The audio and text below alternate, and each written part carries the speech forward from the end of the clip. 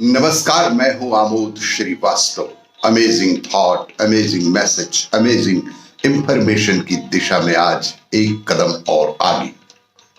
आज के इस दो चिंतन का विषय है हार का फल और पूर्वाग्रह। आपको ये मेरा वीडियो अच्छा लगे तो लाइक करें, शेयर करें और लाल बटन दबाकर सब्सक्राइब अवश्य करें। साथ ही बेल आइकन दबाना बिल्कुल ना भूलें। आज के इस प्रथम चिंतन का विषय हार का फल। ओशो रजनीश अपने प्रवचनों में मजेदार और प्रेरक कहानियां सुनाया करते थे।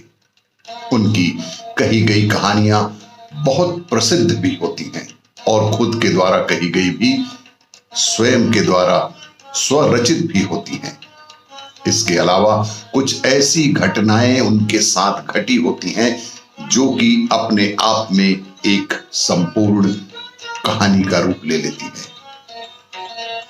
हालांकि यह कोई कहानी नहीं बल्कि एक प्रेरक वाक्य है। ओशो अपने एक प्रवचन में कहते हैं कि एक नेता भूल से मेरे पास आ गए, चुनाव में जीतने का आशीर्वाद लेने के लिए। तो मैंने कहा कि मेरा आशीर्वाद है कि निश्चित हार जाओ, क्योंकि जो जीत गए वो भटक जाते हैं। हारोगे तो शायद परमात्मा की याद अवश्य ही आएगी।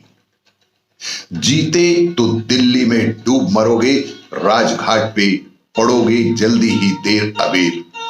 हार जाओगे तो दिल्ली से बच जाओगे। और ज्ञानी कह गए हैं कि हारे का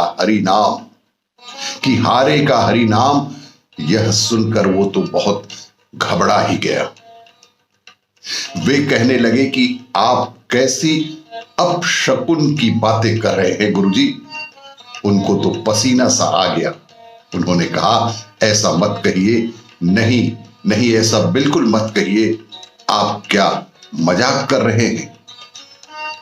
उनको घबराहट हुई कि ये मैं कहां आ गया।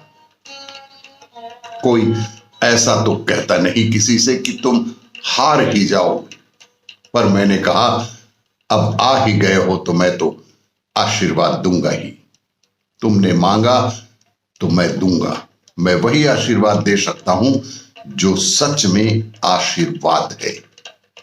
चुनाव में जीत के करोगे क्या? गलियां खाओगे, अधिक से अधिक लोगों से मिलोगे जुलोगे और अन्य सारे लोगों से गालियां ही तो खाओगे। चुनाव में जीत के करोगे क्या? अहंकार को थोड़ा और मजा आ जाएगा। जितना अहंकार को मजा आएगा उतना ही तुम परमात्मा से दूर होते चले जाओगे और हार जाओगे तो निश्चित रूप से परमात्मा के निकट आ जाओगे। आज की इस दूसरे चिंतन का विषय पूर्वाग्रह। ट्रेन से यात्रा के दौरान 24 साल के बेटे ने खिड़की के पास बैठने की जिद ही कर दी।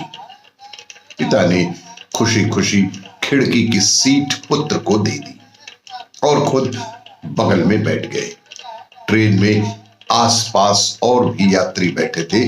ट्रेन चली तो पुत्र बड़ी उत्सुकता से चिल्लाने लगा, देखो पिताजी, नदी, पुल, पेड़ पीछे जा रहे हैं। बादल भी पीछे छूटते चले जा रहे हैं। पिता भी उसकी हां में हां मिला रहे थे। उसकी ऐसी हरकतों को देखकर वहां बैठे यात्रियों को लगा कि शायद इस लड़के को कोई दिमागी समस्या है जिसके कारण यह ऐसी हरकत कर रहा है। पुत्र बहुत देर तक ऐसी ही अजीबोगरीब हरकत करता रहा।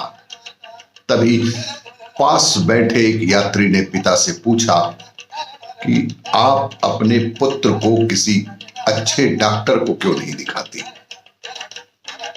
क्योंकि उसकी हरकत सामान्य तो बिल्कुल नहीं लग रही है। हो सकता है कि कोई दिमागी बीमारी हो। उस यात्री की बात सुनकर पिता ने कहा कि हम अभी डॉक्टर के पास से ही आ रहे हैं। पिता की सुनकर यात्री को आश्चर्य हुआ। पिता ने बताया कि मेरा पुत्र जन्म से ही अंधा था।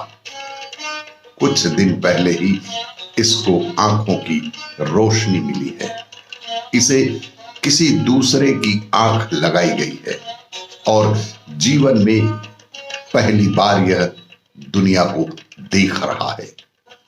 यह इसलिए ऐसी हरकत कर रहा है क्योंकि ये सारी चीजें इसके लिए बिल्कुल नई हैं। इससे पहले इसने इस तरह की कोई भी दृश्य नहीं देखे हैं। ठीक वैसे ही जैसे किसी छोटे बच्चे के लिए होती है।